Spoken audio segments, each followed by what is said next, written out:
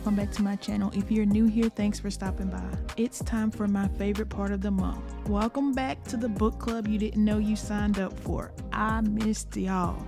Let's get into the books that I read for the month of September.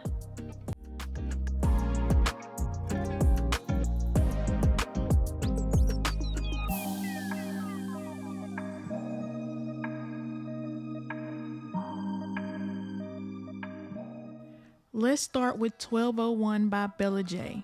There was not a second wasted grabbing my attention in this book. It starts off with time in jail. Wait, not actual time in jail. The leading female character, her name is Time, so Time was literally in jail. And the actions that led her to be in jail were justified. I think she could have probably even pled temporary insanity for this one. Let's rewind the clock back 6 months.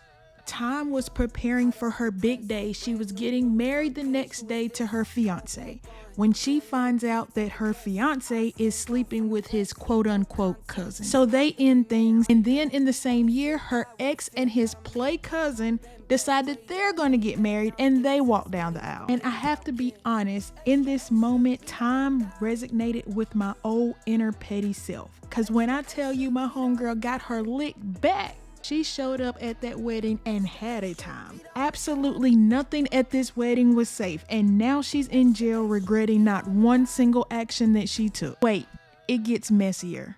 The ex's twin brother is the one that shows up to bail Time out of jail. And at this point, you're probably thinking, I've told you half of the book, but this all happens in the first chapter and is just the beginning of this roller coaster ride. This book was good from start to finish. Bella J did her big one on this one.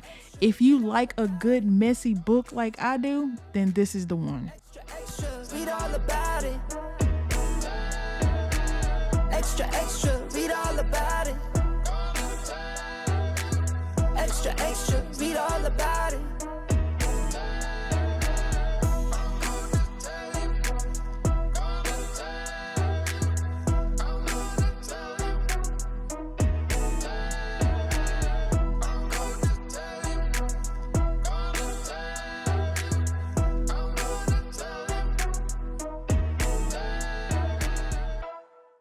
Next is The Silent Patient by Alex. I'm not even going to try to butcher this last name. I'll put it on the screen.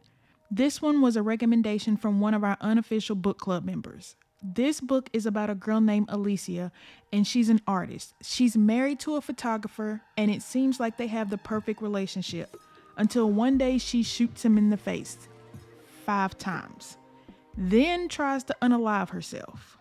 The police find her and send her to a mental hospital, and the whole time Alicia never says a word. So the only one who knows what really happened is her. Now here comes Theo, a psychotherapist who is convinced he can get Alicia to talk. He even got a job at the hospital and started working with her, trying to get something out of her, and he definitely does. This is where the book gets interesting. It starts going back and forth between Theo and a journal of Alicia's that she had before all of this took place that no one knew about. Now I have to be honest, it took me a little while to get into this one. It starts off a little slow, but once I got invested, I was trying to solve the mystery before the end. And I did not see the ending coming. I was not only surprised, but I was confused at the same time. The plot twist was crazy. I think this book will make a really good movie.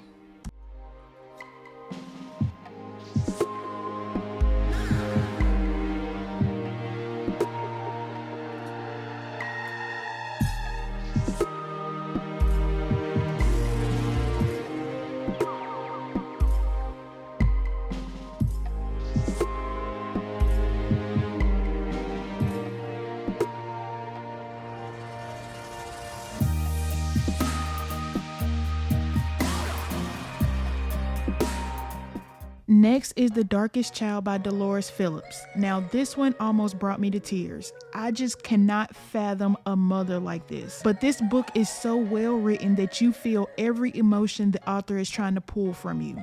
For a comparison, it's like Precious and Color Purple wrapped up in one. If you enjoyed those movies or the books, you definitely want to read this one. This book takes place in 1958 in Georgia. It's about a 13-year-old girl named Tangi May. and she's the smartest of her 10 other siblings, but she's also one of the darker children.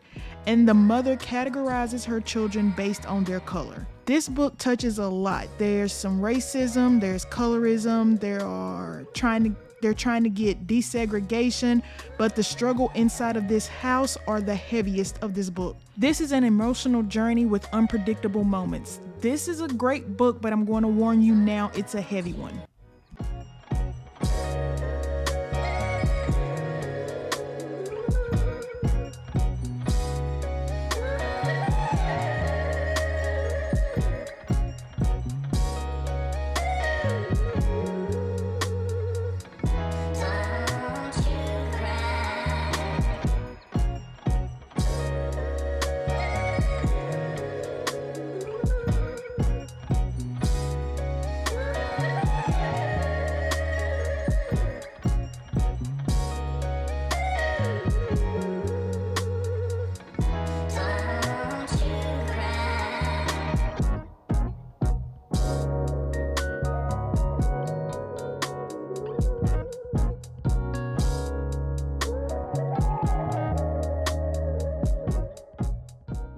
Another unofficial book club member recommendation was the author Gray Huffington. I did a little research and found this suggested reading order.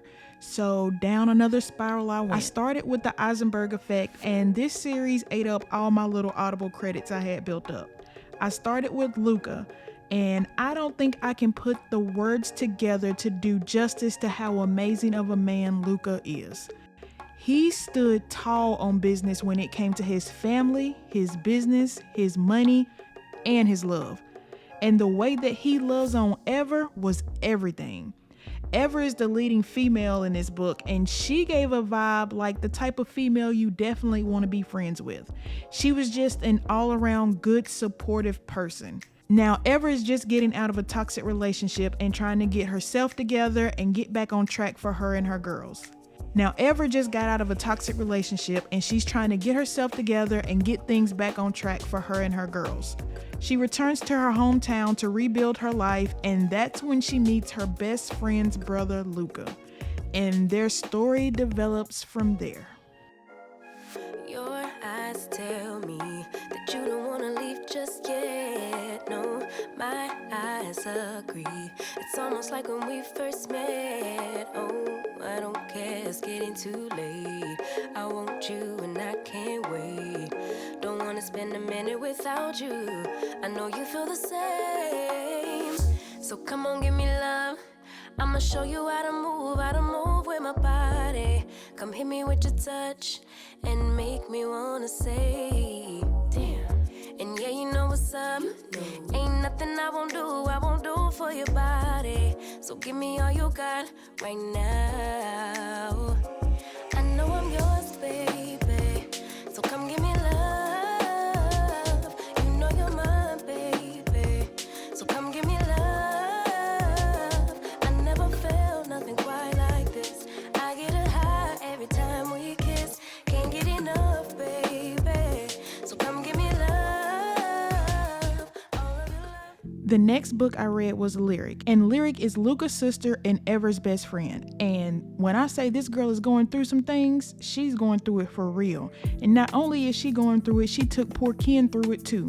He has a level of patience that most men wouldn't. Now, Ken is best friends with both of Lyric's brothers, so that's where the whole forbidden fruit comes in. But Ken doesn't care. He's ready to love Lyric out loud and proud and show the world how proud he is to be with her. But Lyric isn't with any of that. She's so worried about what everyone else thinks and the pain from her past that she's blocking her present and her future. Like, girl, get it together. This book definitely has a very interesting storyline, because when you think you know, you have no idea. And if you're into forbidden love stories, definitely give this book a read. To dance for. Girl, it's our time, just you and I. Don't run, don't hide.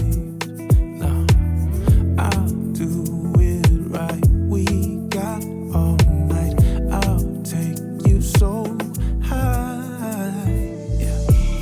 Baby, let me love you. Let me love you. Baby, let me love you. Love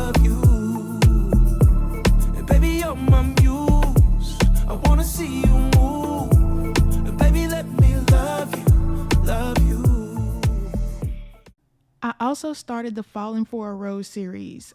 For all of my Audible fans, this whole 12-book series is included with your Audible subscription. And the Rose family has me in a chokehold right now. I've been listening to this series while I work, and I'm on book 7 right now. And when I tell you I have been thoroughly entertained listening to these books, y'all, you definitely need to check this one out. I'm going to wait until I finish the rest of the books in this series before I start with them so I can do them all at one time. I'm going to add them to my October reading list. I'm also going to read Lake and Try to Get to Liam by Gray Huffington.